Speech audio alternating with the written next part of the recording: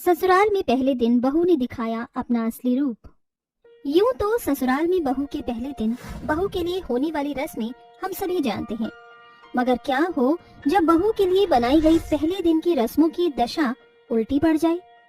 आइए देखते हैं। रात के 8 बज रहे थे। चंचल अपनी माँ मंजू के साथ लैपटॉप में देखते हुए कहती है, मम्मी देखो, ये लड़की दीपक भैया के साथ एकदम फिट बैठेगी, मॉडर्न एंड टॉल है। माँ जी, ननन जी, खाना बन गया है, लगा दूं? अरे खाने की छोड़ अंकिता बहू, और ये देख, हम शादी.com पर तेरी देवरानी ढूंढ रहे हैं। अब तेरे मायके वालों ने तो कुछ खास दहेज दिया नहीं, उल्टे हमें ठग लिया। इसीलिए तेरे देवर की शादी के लिए शादी.com पर पैसे वाली पार्टी देख रही हूँ, ताकि मेरी छोटी बहू भर भर कर दहेज लाए। मंजू ऐसा बोल ही रही होती है कि तभी घर की डोरबेल बजती है और बहू दरवाजा खोलती है। सामने दीपक अपनी मॉडर्न बहू टैनी के साथ खड़ा होता है।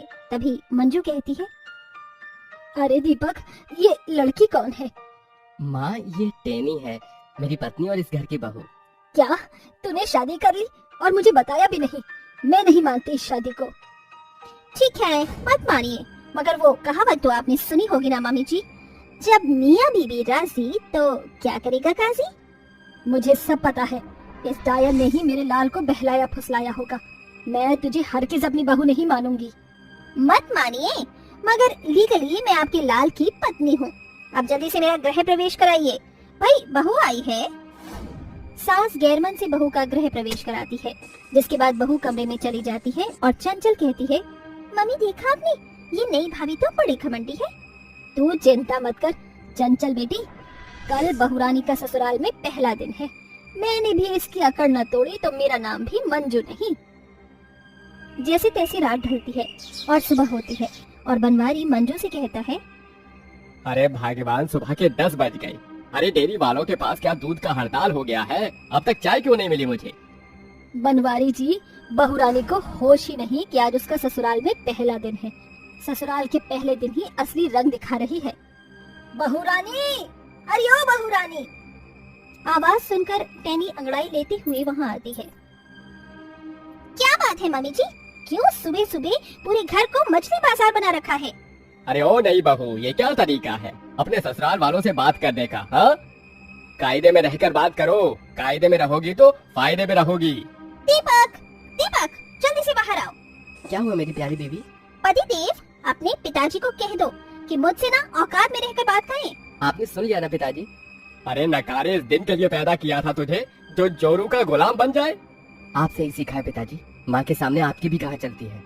मगर देवरानी जी, आप इस घर की बहू हैं और ये आपका ससुराल। आप सासू माँ ससुर से ऐसी बात मत कीजिए। ये सुनकर टैनी चुप हो जाती है। तभी चंचल टैनी के हाथों में झाड़ू थमाते हुए कहती है, ये लो मेरी प्यारी भाभी, ये झाड़ू पकड़ो और अपनी ड्यूटी पर लग जाओ। अच्छे से झाड़ू पोंछा लगाना। और ये रही आज के खाने की लिस्ट बहुरानी, जो तुझे अपनी पहली रसोई में बनाना है। फिर सबके गंदे कपड़े धोने हैं और गार्डन की सफाई भी करनी है।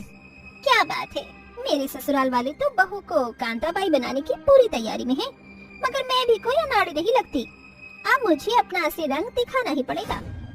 ये कहकर टैनी टशन भरी नजरों से उन्हें देखते हुए कहती है, ना तो मैं इस घर की सफाई करूंगी और ना मैं खाना बनाऊंगी। मम्मी जी, समझ लीजिए, आज बहू का नहीं बल्कि ससुराल वालों का ससुराल में पहला दिन है। अब चंचल, तुम इस घर की सफाई करोगी और मम्मी जी आप बनाएंगी खाना, वो भी टैनी का मनपसंद।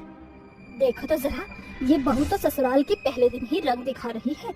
अरे ओ बहुरानी, सुबह सुबह अफीम खा ली है क्या? मैं कोई खाना नहीं बनाने वाली और मैं भी कोई सफाई नहीं करने वाली। देवरानी जी, ये सब करने की क्या जरूरत है? तुम इस घर की बहू हो, इसीलिए ससुराल वालों की खुशियों का ख्याल रखना बहू का फर्ज होता है। इन जैसे फर्जी लोगों के लिए काहे का फर्ज जेठानी जी? चलो सब के सब काम पर लग जाओ, वरना तू कल की आई बहू हमें धमका रही है। मैं तेरी जान ले लूंगी, तुझे छत से नीचे फेंक दूंगी, फिर भूतनी बनकर भटकती रहेगी। शाबाश मम्मी जी, आपने अभी जो भी कहा है ये सब मैंने फोन में रिकॉर्ड कर लिया है। अब जो मैं कहूँगी आप लोग वही करेंगे, वरना मैं ये रिकॉर्डिंग पुलिस को दे दूंगी।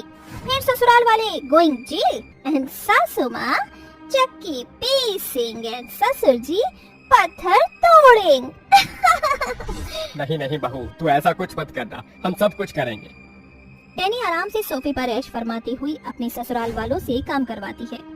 अरे ओ मेरी निकम्मी ननंद, जरा अच्छे से हाथ चलाओ, मुझे ये फर्श एकदम शीशे की तरह चमकता हुआ चाहिए, वरना। हाँ करती हूँ भाभी। Good girl. जेठानी जी आप यहाँ बैठिए, मैं किचन का हाल देख कर आती हूँ। फिर बहू किचन में आती है, जहाँ मंजू बर्तन मांज रही होती है। सासू माँ, आप अभी तक बर्तन ही घिस रही हैं, जुबान तो छुरी से भी तेज चलती है, हाथ भी जल्दी जल्दी चलाइए। हाँ हाँ कर रही हूँ बहू। फाइनली हो गई सफाई, आज तो मैं बुरी तरह थक गई। ये कहकर चंचल फर्श पर लेट जाती है। तभी टेनी टशन में कहती है, अरे ओ ननंद जी, रायते की तरह फर्श पर मत फैलो, यहाँ आकर मेरे पैर दबाओ। जी तो करता है कि इस भाभी का खून कर दूं। अरे ओ मेरी निकम्मी ननंद, जल्दी आओ और पैर दबाओ। जी भाभी। रहने दो चंचल, लाइए देवरानी जी, आपके पैर मैं दबा देती हूँ। जेठानी जी आप बैठिए, आज आपकी छुट्टी है, पैर तो यही दबाएगी।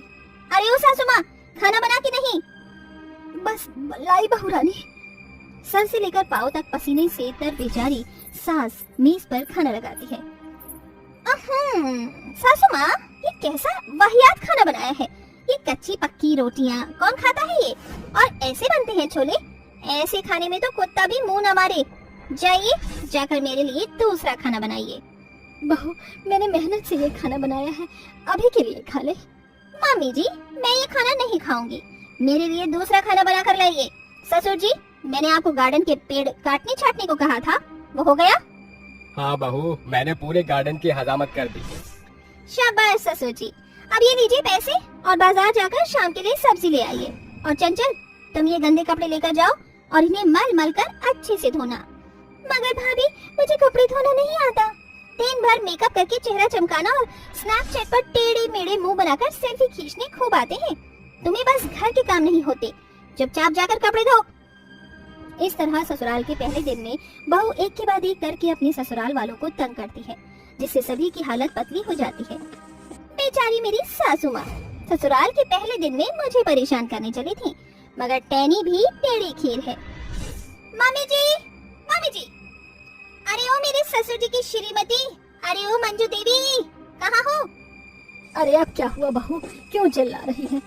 वो आज रात को मैंने घर में पजामा पार्टी रखी है, चलिए अब आप सभी उसी की तैयारियों में लग जाइए। बेचारे ससुराल वाली बहू की फरमाइश लेकर मुंह लटकाए रसोई में आकर कामों में लग जाते हैं। भाभी का ससुराल में पहला दिन है, आज मैं ही उन्होंने हमसे इतना काम करवाकर हमारा कीमा बना दिया। आखिर भाभी ऐसा क्यों कर रही हैं? हमारा किया हमारे आगे आ रहा है चंचल, हमने भी तो अंकिता बहू के साथ कई बार ऐसा ही किया था। तीनों अपनी करनी पर पछता रहे होते हैं। तभी किचन के बाहर खड़े सुन रहे टैनी, अंकिता और दीपक अंदर आते हैं। फाइनली सासू माँ, आपने अपनी बहू की कदर जान ली। असल में अंकिता मेरी सहेली है। क्या? अंकिता बहू, क्या ये सब सच है? टैनी बहू तुम्हारी सहेली है? जी माँ जी, टैनी मेरी बचपन की सहेली है, हम दोनों बचपन से ही साथ में बड़े हुए थे। शादी के बाद मैं अपने ससुराल में आ गई और टैनी आगे की पढ़ाई के लिए विदेश चली गई। जब टैनी इंडिया वापस आई तो इसकी मुलाकात देवर जी से हुई, जिसके बाद दीपक ने टैनी को मुझसे मिलाया। तब हमें पता चला कि देवर जी जिससे प्यार करते हैं वो कोई और नहीं, मेरी सहेली टैनी है। उसके बाद मैंने इसको सब कुछ बताया और फिर ये आप लोगों को सुधारने के लिए इस घर में शादी करके आई। सॉरी माँ जी, पर ये करना तो नहीं चाहती थी, पर आपने जो मेरी सहेली के साथ नौकर से भी बदतर सलूक किया, इसीलिए मैंने दीपक से ना शादी की और अपनी सहेली की देवरानी बनाकर यहाँ आप मुझे लाई और मुझे ये सब करना पड़ा। बड़ी बहू, मुझे माफ कर दे, मैं तेरी तकलीफ को समझ ही नहीं सकी। भाभी, मुझे भी माफ कर देना, एक दिन काम करके मैं इतनी थक गई, फिर आप तो अकेले ही सारा काम करती थी। अंकिता अपनी सास और ननंद को माफ कर देती है और नई बहू के ससुराल में पहले दिन का प्लान पूरा हो जाता है। लो चली मैं अपने देवर की बारात लेके, लो चली मैं अपने देवर की बारात लेके, ना बैंड बाजा ना ही बाराती, खुशियों की सौगात लेके, लो चली मैं अपने देवर की बारात लेके। स्वाति, अर्पिता, करिश्मा और ऐश्वर्या ढोल ताशे के साथ नाचते गाते हुए अपने देवर दीपक की बारात के साथ बैंक्वेट हॉल पहुंचती हैं, जहां दुल्हन के जोड़े में कंगना स्टेज पर बैठी होती है। तभी जयमाले का वक्त होता है और अर्पिता कंगना के कान में फुसफुसाती है। देवरानी चाहे कुछ भी हो जाए, जयमाले में झुकना मत। तभी कंगना घूंघट में से जवाब देती है, जी जेठानी जी। जैसे ही कंगना दीपक के गले में माला डालने वाली होती है तो वो तन कर खड़ा हो जाता है और चारों जेठानी अपनी देवरानी को उठाकर जयमाले की रीत पूरी करती हैं, जिसे देखकर दूर खड़ी संगीता गुस्से में बड़बड़ाने लगती है। देखा तो जरा, मेरी ये चारों गोरी बहुएं कैसे गोंद की तरह अपनी देवरानी से चिपकी हुई हैं। थोड़ी देर में दीपक और कंगना की शादी हो जाती है और चारों जेठानियां पूरे रास्ते बारात में नाचते गाते हुए घर आती हैं और साथ मिलकर अपनी देवरानी का स्वागत करती हैं। देवरानी जी, इस कलश को गिराकर घर के अंदर आ जाओ। फिर चारों जेठानी कंगना को अंदर लाती हैं और तभी मॉडर्न कामिनी कहती है, अरे अब मुंह दिखाई शुरू करो भाई, जरा मैं भी तो देखूं तुम्हारी देवरानी कितनी सुंदर है। दिखाते हैं कामिनी आंटी, रुको जरा, पहले हमारी देवरानी को सांस तो लेने दो। थोड़ी ही देर में मुंह दिखाई शुरू होती है, मगर जैसे ही कामिनी कंगना का काला चेहरा देखती है तो कंगना के काले रंग की हंसी उड़ाती है। अरे मैंने तो सोचा था कि तुम्हारी देवरानी तुम चारों की तरह गोरी और सुंदर होगी, मगर ये तो बड़ी काली है। वैसे अच्छा ही है, ये तुम्हारा काला टिक्का बनकर रहेगी। अपने काले रंग का मजाक बनता देखकर कंगना की आंखों में आंसू भर आते हैं, जिससे गुस्से में आकर स्वाति कहती है, इनफ कामिनी आंटी, आपको कोई हक नहीं हमारी देवरानी को कुछ भी कहने का, और दूसरों को जज करने से पहले एक बार अपने गिरेबान में झांक कर देखिए। 60 की उम्र में भी सबको यही कहती फिरती हैं, अभी तो मैं जवान हूँ। स्वाति की इस बात पर तीनों जेठानी भी ठहाके मार कर हंस पड़ती हैं। अपनी बेइज्जती देखकर कामिनी चिढ़कर वहाँ से चली जाती है। तभी संगीता अपनी बहुओं को फटकारते हुए कहती है, बंद करो तुम चारों अपनी यही ही। ये कहकर संगीता कमरे में चली जाती है। अपनी देवरानी को माफ कर दीजिए जेठानी जी, मेरे कारण आप सभी को डांट खानी पड़ी। अरे मेरी इकलौती देवरानी, हमसे माफी मत मांगो, चलो हम तुम्हें तुम्हारे कमरे में छोड़ाते हैं। अगली सुबह कंगना नहा धोकर किचन में आकर सहमी हुई अपनी सास संगीता से कहती है, गुड मॉर्निंग मम्मी जी, खाने में क्या बनाना है? आज तेरी पहली रसोई है तो खाने में पूरी, छोले, पुलाव और हाँ, मीठे में खीर बना देना। कंगना किचन में आकर खाना बनाती है। तभी करिश्मा कहती है, यार हम चारों जेठानी खाने की इस मेज पर जमी हुई है, मैं देख कर आती हूँ देवरानी जी को किसी चीज की जरूरत तो नहीं। रुको करिश्मा बहू, कोई जरूरत नहीं है किचन में जाने की। IAS की परीक्षा देने नहीं बैठी है तुम्हारी देवरानी जो मदद लगेगी। काफी देर बाद कंगना मेज पर खाना परोसती है। जैसे ही संगीता खाने का निवाला चखती है तो उसे थूक देती है। क्यों री कंगना बहू, अपने मायके वालों को ऐसा ही जला हुआ खाना खिलाती थी क्या? जरा देखो इन पूरियों का हाल, जलकर पापड़ हो गई हैं और छोले पूरी तरह से घुल गए हैं। न रूप है न गुण, आज से तू मेरा खाना नहीं बनाएगी, जली हुई उपली। अपनी सास के दिए गए तानों पर कंगना फूट फूट कर रोती है, जिस पर चारों जेठानियां उसे चुप कराती हैं। चुप हो जाओ देवरानी जी, क्योंकि हम अपनी इकलौती देवरानी की आंखों में आंसू नहीं देख सकते, हम तुम्हें खाना बनाना सिखाएंगे। चारों जेठानी अपनी काली देवरानी को खाना बनाना सिखा देती हैं, जिस पर कंगना कहती है, जेठानी जी, जब शादी के दिन मैंने आप चारों को पहली बार देखा था तो मुझे लगा आप चारों बहुत घमंडी होंगी, मगर आप बहुत अच्छी हैं। चारों जेठानियां अपनी काली देवरानी के साथ बहन बनकर रहती, जिसे देखकर संगीता कहती है, मेरी गोरी काली बहू के बीच का ये प्यार मुझे गवारा नहीं, कुछ कर संगीता। उसी शाम संगीता अपनी चारों गोरी बहुओं के लिए ढेर सारी खरीदारी करके घर आती है। करिश्मा, ऐश्वर्या, अर्पिता, स्वाति, अरे कहाँ हो मेरी प्यारी प्यारी गोरी बहू, जरा यहाँ तो आना। जी माँ जी कहिए। देखो मैं तुम चारों के लिए कितनी सुंदर साड़ी लेकर आई हूँ, साथ में मैच नेकलेस और बालियाँ भी। वैसे ये साड़ी तुम्हारे खूबसूरत चेहरे पर खूब खिलेगी।